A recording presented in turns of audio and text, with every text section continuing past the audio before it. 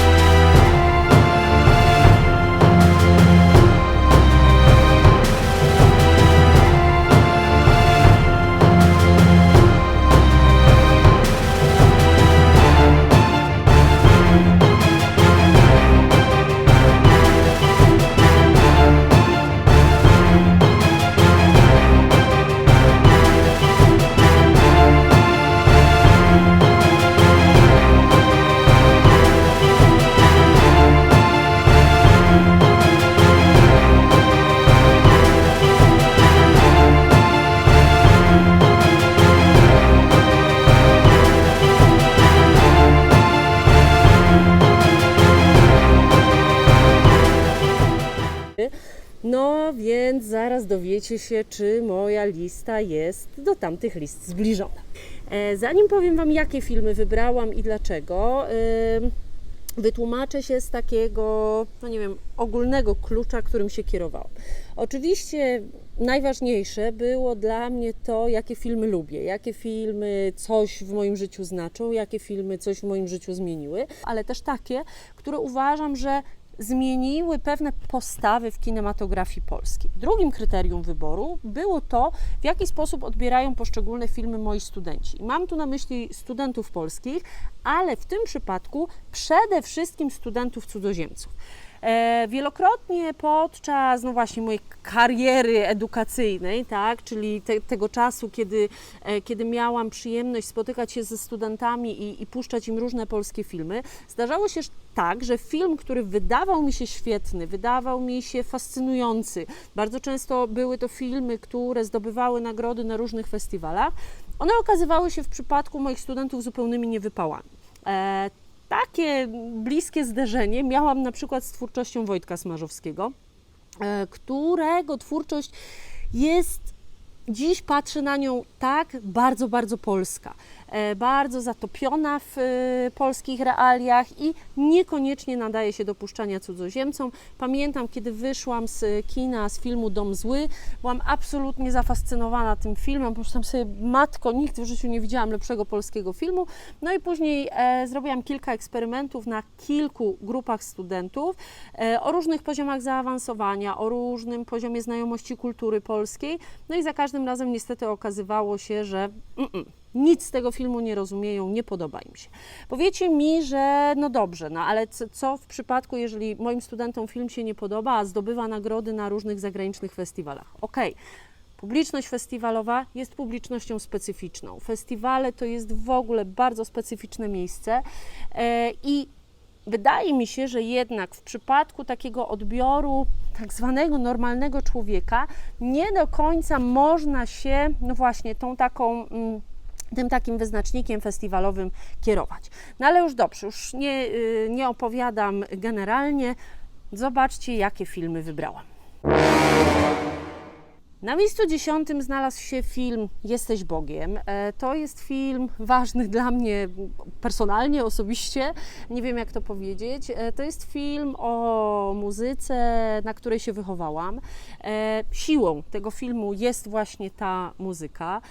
Siłą tego filmu są aktorzy w nim występujący. Marcin Kowalczyk w roli Magika. No to jest absolutnie fenomenalnie zagrana rola. Zresztą Marcin Kowalczyk zagrał później w filmie Hardcore Disco, a ostatnio zagrał, według mnie również bardzo dobrą rolę w filmie Jak zostać gangsterem. Siłą filmu Leszka Dawida jest według mnie to, że zmusił swoich aktorów, w tym właśnie m.in. Marcina Kowalczyka i Tomka Szucharda, którego też bardzo lubię, do nauczenia się jak rapować, do odtworzenia tego, jak rapowali, jak rymowali chłopcy z Paktofoniki. Myślę, że gdyby Leszek Dawid pokusił się o taki zabieg, że włożyłby im w usta wyłącznie nagrane piosenki Paktofoniki, to byłby zupełnie inny film. To, że ten film jest ważny dla wielu ludzi, to, że ta historia jest ważna dla wielu ludzi i to, że no właśnie jest to bardzo ważny kawałek polskiej historii, a na pewno historii polskiej muzyki rozrywkowej. O tym świadczy między innymi taki cytat, który przeczytałam w wywiadzie. On był wtedy, kiedy Jesteś Bogiem miało premierę, bardzo głośny. Otóż Marcin Dorociński, który dowiedział się, że Leszek Dawid kręci film o zespole Paktofonika, podobno powiedział do swojego agenta: jest mi wszystko jedno, mogę w tym filmie zagrać nawet krzesło, ale chcę w tym filmie zagrać. No i niech to będzie takie podsumowanie tego, dlaczego film Jesteś Bogiem jest ważny. On oczywiście jest trudny językowo. No jest dość mocno okraszony przekleństwami, no ale tak, no uwielbiam Paktofonikę, uwielbiam Kaliber 44, no więc ten film musiał się na mojej liście znaleźć. Na miejscu 9 mojej listy znalazł się film Męska sprawa w reżyserii Sławomira Fabickiego. To jest film dość mocno zapomniany, film, który przecież doczekał się nominacji do Oscara w kategorii najlepszy krótkometrażowy film aktorski. Sławomir Fabicki później jeszcze nakręcił film Z odzysku, który też podobnie jak Męska sprawa zdobył dużo nagród na wielu światowych festiwalach. Film Męska sprawa, słuchajcie, to jest film, który, jeśli raz w życiu go zobaczycie, a później przypomni Wam się ten tytuł i zamkniecie oczy, zawsze będziecie widzieć twarz tego chłopca, który gra główną rolę w tym filmie. To jest taka historia dla tych, którzy nie widzieli. Chłopca, który jest, no nie wiem jak powiedzieć, maltretowany przez swojego ojca i zaprzyjaźnia się z psem, z kundlem ze schroniska. No to jest absolutnie piękna historia, to jest doskonały film do analizy, takiej filmowej analizy i interpretacji, też od takiej strony technicznej, w jakiej on został zrobiony. Jeżeli nie widzieliście tego filmu, to obejrzyjcie go koniecznie. Na miejscu 8 znalazł się film bardzo, bardzo trudny. Film, który nie wiem, czy nazwałabym swoim ulubionym, ale na pewno nazwałabym go filmem, który zmienił bardzo wiele w postrzeganiu kina w Polsce. To jest film Takiego pięknego syna urodziłam w reżyserii Marcina Koszałki. To jest film, który zawsze puszczam moim studentom, kiedy przerabiamy materiały związane z kinem dokumentalnym. I to jest jeden z tych filmów, które na zawsze zostają im w pamięci.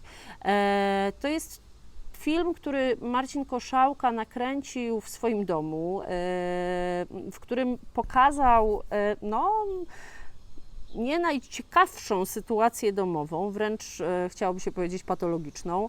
To jest, kochani, taki film, który wzbudził w Polsce bardzo szeroką dyskusję na temat tego, jak daleko twórca filmu dokumentalnego może się posunąć, jak bardzo może pokazać swoje życie.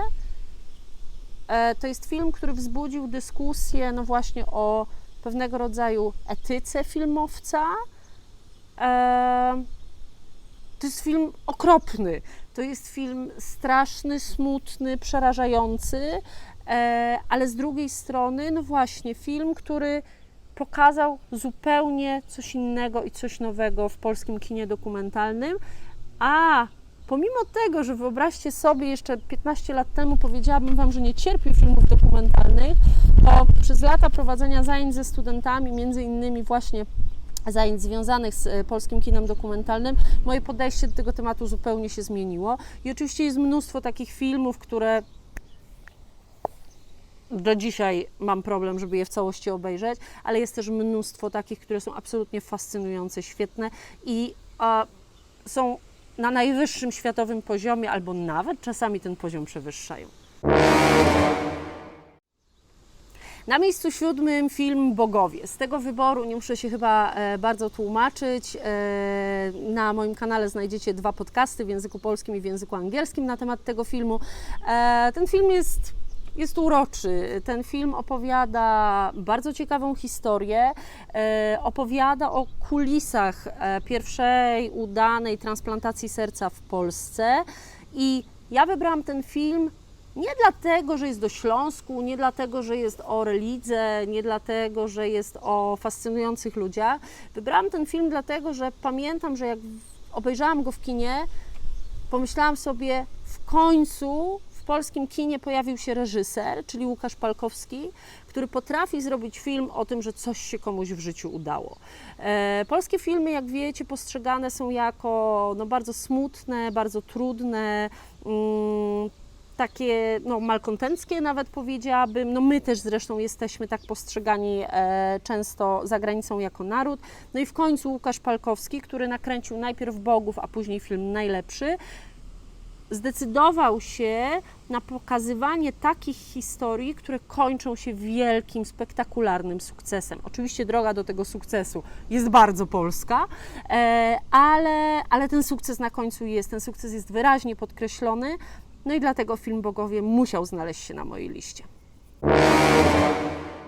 Kolejnym wyborem, z którego absolutnie nie muszę się tłumaczyć, bo też film na ten temat znajdziecie na moim kanale. Na miejscu 6 film Chrzest Marcina Wrony. Jeden z moich ukochanych polskich filmów, a na pewno jeden z moich absolutnie ulubionych filmów do analizowania i interpretowania na zajęciach. Ten film ma tak wiele nawiązań do elementów, do symboli kulturowych, tak wiele jest w nim do zdekodowania, że ja nie mogłabym tego filmu nie kochać. W ogóle generalnie bardzo lubię filmy Marcina Wrony, zarówno Moja krew, jak i Chrzest, jak i późniejszy Demon, który jest już absolutnym topem topów, ale zdecydowałam, że będzie po jednym filmie każdego reżysera, więc nie mogłam dać na moją listę też Demona. To są filmy rewelacyjne, to są filmy, słuchajcie, w których absolutnie widać postęp i rozwój myślowy człowieka, który je tworzył. Jest mi bardzo przykro, że historia Marcina Wrony zakończyła się tak szybko i w tak nieoczekiwany sposób. Szkoda, bo myślę, że Marcin Wrona mógłby być bardzo wielkim reżyserem, mógłby osiągnąć naprawdę światowe sukcesy. Pokazuje to już zarówno Chrzest, jak i właśnie ten kolejny Demon. To są filmy, które ja przynajmniej oglądam z zapartym tchem. Moi studenci do chrztu mają stosunek różny. Jednym bardzo się podoba, jednym niespecjalnie, ale najczęściej właśnie po analizie tego dzieła oni zmieniają zdanie. Więc to jest przykład też takiego filmu, o którym trzeba rozmawiać, żeby lepiej go zrozumieć, żeby lepiej go czytać, żeby przyjemniej się go oglądało. Na 5. miejscu animacja. Ja wprawdzie jestem ogromną fanką filmów animowanych, to też już trochę wiecie, ale większość tych animacji, które wykorzystuję na zajęciach, to są animacje stare, czyli nakręcone przed 1989 rokiem, więc tu miałam trochę problem, a jakiś film animowany na mojej liście znaleźć się musiał. I o dziwo, słuchajcie, nie wybrałam żadnego z filmów Tomka Bagińskiego. Wybrałam film Damiana Nenowa, Jeszcze dzień życia, na podstawie książki o tym samym tytule napisanej przez Ryszarda Kapuścińskiego. Wybrałam ten film właściwie Między innymi z tego powodu, że Kapuściński jest człowiekiem, któremu, no właśnie, należy się światowy rozgłos i ten światowy rozgłos już dzisiaj częściowo musi być powodowany właśnie przez film, a nie przez jego książki. No niestety tak się świat przewrócił, że coraz mniej czytamy, a coraz więcej oglądamy. Ale wybrałam go też z takiego powodu, słuchajcie, że Jeszcze Dzień Życia jest filmem nie tylko animowanym, ale w pewnym sensie filmem właśnie dokumentalnym też. I Damianowi Nenowowi i jego współreżyserowi udało się osiągnąć niesamowity efekt. To znaczy zrobili pełnometrażowy film animowany, który gdyby w całości był animowany, byłby nudny. Zrobili film dokumentalny z relacjami świadków, który gdyby składał się tylko z tego, byłby nudny. Oni połączyli te dwa elementy i dzięki temu otrzymali film ciekawy. Film, który ogląda się, no właśnie, znowu z zapartym tchem. Wychodzi na to, że moim głównym kryterium było to, czy oglądałam coś z zapartym tchem. Ogląda się i właściwie nie wiadomo, kiedy ten film się kończy. Zwykle na takich filmach człowiek dość często spogląda na zegarek. Na tym filmie nie spojrzycie na zegarek ani jeden raz, obiecuję. Zbliżamy się do czołówki mojej listy. Na 4. miejscu znalazł się film, którego myślałam, że nie mogę na niej umieścić, ale powiedziałam Wam wcześniej, że podglądałam u ludzi, jakie filmy zamieszczali na swoich listach. No i dzięki ten film na szczęście na jednej liście się znalazł. To jest Defilada Andrzeja Fidyka. Defilada Andrzeja Fidyka, która znowu jest filmem dokumentalnym, to wychodzi tak pół na pół prawie już, i która jest dla mnie przykładem absolutnie perfekcyjnie stworzonego filmu, który opowiada bardzo ciężką historię, absolutnie nie komentując. Nie będę Wam mówiła, o czym jest Defilada. Mam nadzieję, że część z Was wie. To jest film, który został nakręcony w Korei Północnej, tyle Wam powiem. Film został nakręcony w roku 1989, więc stąd myślałam, że nie mogę go umieścić na mojej liście, ale właśnie podejrzałam, że gdzieś był, więc bardzo, bardzo mnie to ucieszyło. To jest film niezwykły. To jest film, który mówi obrazem, mówi dźwiękiem. Obraz i dźwięk teoretycznie się ze sobą zgadzają, a jednak w praktyce ten dźwięk połączony z obrazem znaczy zupełnie coś przeciwnego niż chcieliby powiedzieć wypowiadający dane kwestie ludzie, postacie, które pojawiają się w tym filmie. No jeśli interesują Was właśnie takie historie, takie klimaty, no to film Defilada jest na pewno dla Was. Miejsce 3. Zimna wojna. Przez długi czas na tej mojej liście znajdowało się Boże Ciało, które w ostatnim momencie niemal wyrzuciłam, dlatego że pomyślałam sobie, że jeżeli mam stworzyć listę najlepszych filmów po 1989 roku, to o tym, czy takim filmem może być Boże Ciało, nie mogę zdecydować, nawet nie rok po jego premierze. Mogę o tym zdecydować za 5 lat, mogę o tym zdecydować za 10 lat, kiedy będę Wam w stanie powiedzieć, czy jeszcze ten film pamiętam. Moja miłość do Bożego Ciała trochę wiąże się, szczerze mówiąc, z miłością do filmu Footloose, bo te filmy są do siebie bardzo, bardzo podobne. Natomiast, no właśnie, to samo moglibyście powiedzieć o Zimnej Wojnie. W sumie to jest też dość nowy film. To jest film, słuchajcie, który ja widziałam tylko jeden raz. Pamiętam go doskonale, pamiętam każdą minutę tego filmu. Wcale nie uważam, że jest to film o wielkiej miłości, wręcz przeciwnie, myślę sobie, że Zula nigdy nie kocha głównego bohatera tego filmu, ale to jest film o historii tej części świata, no właśnie, czyli tej środkowej i południowej Europy, którą rzadko się w ten sposób porusza, rzadko jakiś kraj wychodzi jakby mówiąc o tym okresie poza swoje granice, poza swoje ramy, raczej zawsze każdy skupia się tylko na sobie. Tutaj jest to pokazane na dużym tle. No właśnie, uważam, że jest to film o wyrachowaniu, uważam, że jest to film o takiej miłości wyrachowanej, która no właśnie, nie wiem, czy kiedykolwiek była prawdziwa, ale nie z tego powodu wybrałam ten film. Film wybrałam z powodu piosenki. Z powodu piosenki Dwa serduszka, która do dzisiaj chodzi mi po głowie. A jak się domyślacie, Zimną wojnę, skoro powiedziałam, że widziałam ją tylko raz, to widziałam bardzo dawno temu. I może jeszcze to nie byłoby wystarczające, ale ostatnio moi studenci na zakończenie zajęć Polska i Polacy w filmie mieli wybrać sobie, sami znaleźć jakiś jeden polski film i napisać jego krótką recenzję. No i studentka Uniwersytetu Śląskiego z Cudzoziemka napisała właśnie bardzo króciutką recenzję filmu Zimna wojna i napisała mi, że piosenka Dwa serduszka to jest, ona nie mówi po polsku, ta dziewczyna, albo przynajmniej mówi po polsku bardzo słabo. To jest jedyna piosenka i pierwsza piosenka, którą nauczyła się śpiewać po polsku po obejrzeniu tego filmu. Słuchajcie, Dwa serduszka w różnych wersjach, bo przecież ta piosenka jest śpiewana w filmie w różnych stylach muzycznych, co dałoby nam właśnie też może na przykład pretekst do rozmowy o tych stylach. No to jest piosenka niezapomniana. To jest taki utwór, który będzie Wam chodził po głowie dniami, tygodniami, miesiącami, a może nawet latami. U mnie tak jest, a jeśli ktoś z Was jeszcze nie widział Zimnej wojny, to bardzo polecam. Czemu Zimna wojna, a nie Ida? Bo nie cierpię Idy, przyznaję się do tego bez bicia. Ten film mi się nie podoba, nic w nim mi się nie podoba, tak szczerze mówiąc. Dlatego właśnie Zimna wojna zdecydowanie tak.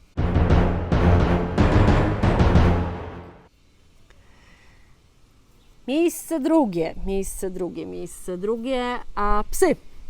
Też na ten temat znajdziecie film na moim kanale. Nagrałam film po obejrzeniu trzeciej części Psów, gdzie właśnie opowiadałam trochę o trzeciej i o pierwszej części. Psy, no chyba jeden z najważniejszych filmów polskich w moim życiu. Jeśli najwięcej razy w życiu widziałam Ostatni dzwonek z polskich filmów, to chyba na drugim miejscu znalazłyby się właśnie Psy. Jeden z 5 najbardziej cytatotwórczych filmów w historii polskiej kinematografii.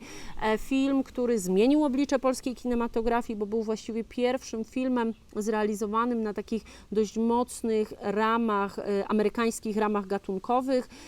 On dał otwarcie do całej serii filmów gangsterskich w kinie polskim, a później do komedii gangsterskich, które były przez wiele lat w Polsce bardzo, bardzo popularne, bo okazało się, że tych poważnych filmów gangsterskich to tak nie bardzo umiemy kręcić, natomiast dość nieźle wychodziły nam takie komedie jak Killer czy Chłopaki nie płaczą i tak dalej, i tak dalej. To są filmy, które wielu z Was na pewno lubi. No i psy musiały tu być. Psy, które no właśnie na zajęciach dają wszystko, dają język, bo no właśnie dają wiele odwołań takich cytatowych, które pojawiają się później w polskiej popkulturze.